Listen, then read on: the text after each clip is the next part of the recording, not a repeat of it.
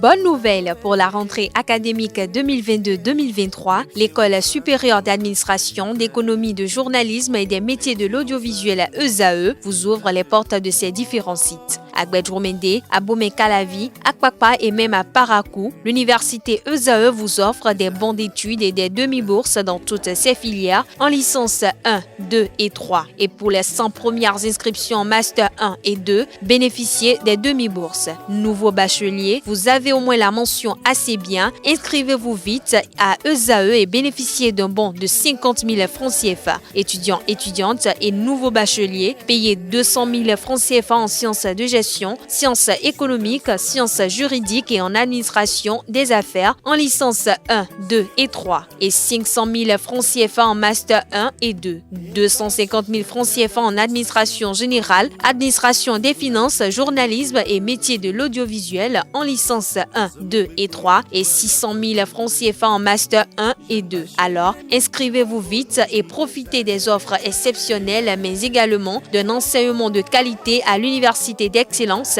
ESAE. Infoline 90 93 65 21 ou le 98 98 14 00. ESAE, l'excellence à un nom.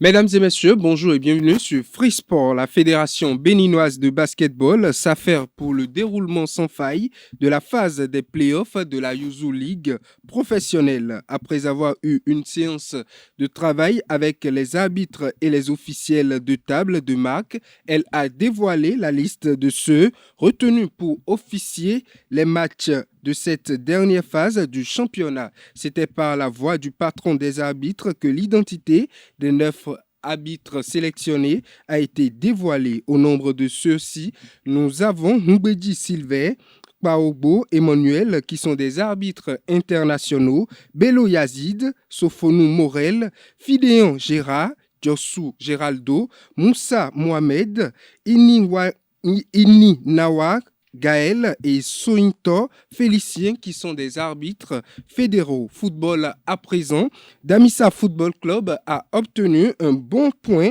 sur le terrain de Coton FC.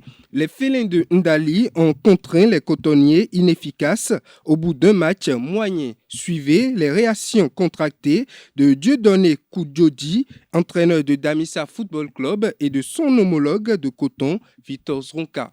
Vous savez, on est tombé d'abord contre une équipe qui est bien organisée, qui ne voulait pas prendre de but, qui a gagné pas mal de temps et qui a essayé de tout faire pour gagner le plus de temps possible et naturellement essayer de ne pas prendre de but le plus vite possible pour nous tenir tête.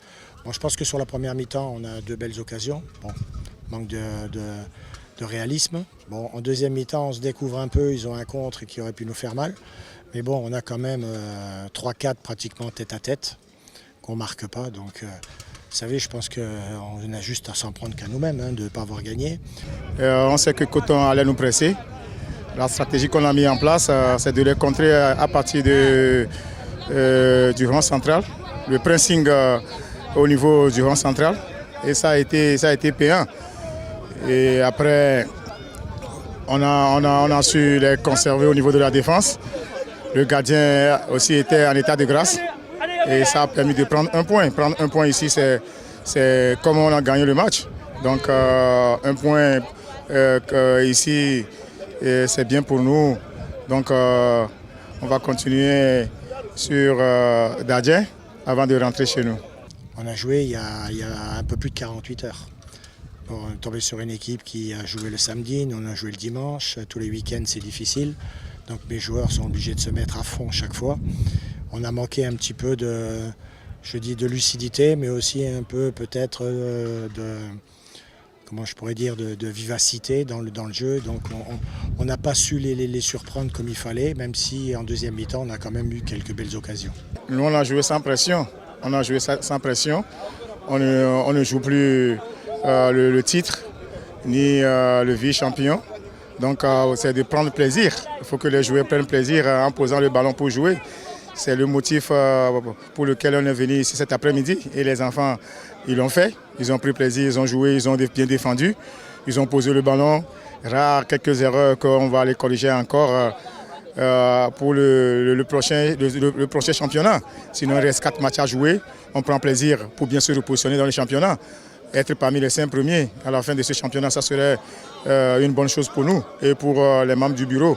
Donc l'objectif, c'est de prendre plaisir, gagner les matchs et se positionner dans le championnat. L'Association sportive du port autonome de Cotonou, ASPAC, est une société sportive présente dans les disciplines comme le football, le basketball, le handball et l'athlétisme. Au football, le club basé aujourd'hui à Tofo a remporté à 2 reprises le championnat national du Bénin en 2010, en 2012 et une fois la Coupe du Bénin en 2008. Après avoir manqué de justesse l'élite du football béninois la saison passée, le club du port autonome de Cotonou fait ses preuves cette saison 2022-2023 en Super League professionnelle où ils occupent à 4 journées de la fin du championnat la 8e position. Le directeur général Boni Akobi nous fait le point de l'ASPAC au niveau du football. Suivez-le au micro de nos reporters. Le bilan qu'on peut faire au niveau de l'ASPAC, c'est un bilan qui n'est pas satisfaisant, vous-même vous le savez, compte tenu de notre classement. Mais au vu de l'année, en tout cas de la saison en cours, quand on la compare un peu aux 3 dernières saisons que l'ASPAC a eues, il y a eu une petite évolution. Parce qu'il a fait déjà 3 ans que ASPAC, depuis qu'on a commencé, l'année dernière par exemple, ASPAC n'a pas été qualifié pour la Super League. ASPAC avait été éliminé et on occupait le 5e rang, on n'a pas pu participer à la Super League. Donc cette année, au moins pour cette saison, ASPAC est qualifié. Mais ASPAC, c'est une vieille équipe qui a fait ses lettres de noblesse. Les gens connaissent ASPAC. Quand on dit ASPAC, c'est une équipe qui a vraiment fourni beaucoup de joueurs de talent qui sont même à l'extérieur aujourd'hui. Donc les gens s'attendent vraiment à voir ASPAC au top niveau, à savoir occuper le haut du classement. Malheureusement, ce n'est pas ce que nous constatons.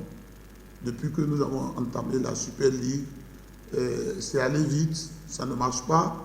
Et on a occupé, déjà quand on était au 8e rang, la direction générale a dû prendre une décision pour limoger l'entraîneur. Donc, ça a donné tout ce que vous voyez jusqu'aujourd'hui.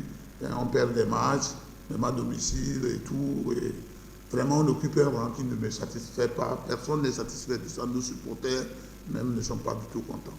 Il faut reconnaître qu'en matière de moyens financiers, comme vous l'avez si bien dit, ASPAC ne souffre pas de moyens. Ça, il faut le dire. La direction générale du port autonome de Cotonou, qui est l'actionnaire d'ailleurs unique au niveau de ASPAC, met les moyens à disposition. Donc, ce ne sont pas les moyens qui manquent. Il y a les moyens, mais seulement qu'au niveau de... C'est vrai qu'en matière de recrutement, il y a eu... c'est vrai, les recrutements ont eu lieu avant même ma nomination. J'ai pris la saison en cours. Il y a eu beaucoup de choses qui se sont passées. Les recrutements ne sont pas ce qu'ils devraient être. Déjà, c'est pourquoi nous cherchons à avoir rapidement un entraîneur. Franchement, mon souhait était d'avoir l'entraîneur déjà même à 10 journées, 8 journées, qui puisse suivre les joueurs au cours des matchs, aller même voir les autres matchs, les matchs des autres clubs, et puis repérer des joueurs, aller chercher des joueurs comme il le faut, parce qu'aujourd'hui, nous devons accompagner d'ailleurs la politique du gouvernement. Et il s'agit de la professionnalisation du football. On doit avoir de bons joueurs. On peut aller chercher des joueurs, que ce soit au Togo, partout. On doit trouver de bons joueurs. Même au plan national, on a des joueurs. Et il faut aller à l'intérieur, il faut suivre les matchs des autres équipes pour pouvoir repêcher les joueurs. Parce que ce ne sont pas les moyens qui manquent pour vraiment procurer des joueurs de qualité à notre équipe. Au niveau de l'ASPAC, offre certaines choses que nous ne retrouvons pas dans les autres clubs. Le fait de loger les joueurs, le fait de s'occuper de leur santé, même la santé, on s'occupe de ça. Vous voyez? Donc, les salaires, ça, il faut reconnaître qu'on a amélioré les salaires. Ils ont des primes de signature améliorées, ils ont des salaires améliorés, les joueurs ne s'en plaignent pas, ils prennent les salaires à temps. Aujourd'hui, nous sommes le 30, les joueurs ont déjà eu leur salaire du mois de mai. Il faut imaginer, ce n'est pas ce que vivent certains clubs. Dans certains clubs, je sais que c'est pénible. Et c'est d'ailleurs pourquoi ça nous fait mal d'avoir ces résultats-là lorsqu'on met si tant de moyens. Lorsque le port autonome de Cotonou, qui est l'unique actionnaire, met si tant de moyens à notre disposition pour mettre les joueurs dans de bonnes conditions, ça nous fait très mal d'assister à ce spectacle-là, d'assister, d'avoir ces résultats, d'enregistrer ces résultats-là. C'est avec vraiment un pincement de cœur que nous assistons à cela. Et donc nous avons compris que ce n'est pas seulement les conditions qu'il faut mettre à disposition, il faut revisiter tout le staff technique, il faut revoir un peu l'organisation. C'est à ce niveau que nous avons des problèmes. Sinon les joueurs, ils sont bien lotis, ça il faut le dire. Les équipements en début de saison, on met tous les équipements à leur disposition. Et il y a des clubs qui n'ont pas ces moyens. Il y a des clubs qui n'arrivent pas à payer les salaires. Chez nous, ce n'est pas ce problème-là. Bien que peu satisfaisante, cette saison a permis à l'Association sportive du port autonome de Cotonou, ASPAC, de mesurer son niveau technique. Et déjà, les ambitions sont grandes pour ASPAC FC. Suivez à nouveau le directeur général Boni Akobi au micro de nos reporters. La vision vraiment de ASPAC n'est pas seulement d'avoir une équipe compétitive aujourd'hui, mais c'est d'avoir une équipe de base que nous allons encadrer. Et les jeunes aiment le football. Le football aujourd'hui est porteur. C'est un sport qui réunit les gens. C'est un sport qui mobilise les gens. Donc à partir de ce moment, on peut aller chercher les jeunes de partout. Pour l'instant, je vois le DS qui a formé une petite équipe, mais c'est au niveau de Tofo. Seulement, il a regroupé certains jeunes. Ça ne suffit pas. Il faut aller chercher les jeunes partout. Dans les tréfonds même du Bénin, aller chercher les jeunes et pouvoir les former, pouvoir les mettre dans des conditions de formation. Ça permet d'ailleurs de pourvoir plus tard de bons joueurs à l'équipe même, à notre équipe, pourquoi pas à l'équipe nationale. À défaut d'un centre de formation, pouvoir avoir une équipe de jeunes. On le fait déjà même au niveau des femmes, d'ailleurs ça fait partie de la feuille de route même tracée par le gouvernement. Nous devons suivre ça, avoir une équipe au niveau des filles, avoir une équipe au niveau des gens de bas âge, des jeunes, que nous pouvons former. Et ASPAC va même plus loin. Nous avons un campement au niveau de Tofor qu'on a délogé à Ouébo pour des raisons sanitaires. On a eu quelques difficultés. On a dû chercher, on n'a pas trouvé un bon campement. Vous savez que nos joueurs sont logés, sont campés. On a une cuisinière qui leur fait à manger matin, midi, soir. Et ça permet vraiment de suivre l'équipe, d'avoir l'équipe dans de bonnes conditions, pouvoir contrôler ce qu'ils mangent, leurs sorties, leurs entrées et tout. Mais aujourd'hui, ils sont à Ouébo. Donc notre idée, c'est vraiment d'acquérir un terrain, un grand terrain. On a vraiment des ambitions, on rêve vraiment pour ce club. Et pouvoir loger même, pourquoi pas, toutes les disciplines. Parce qu'aujourd'hui, c'est le foot seul qui est logé.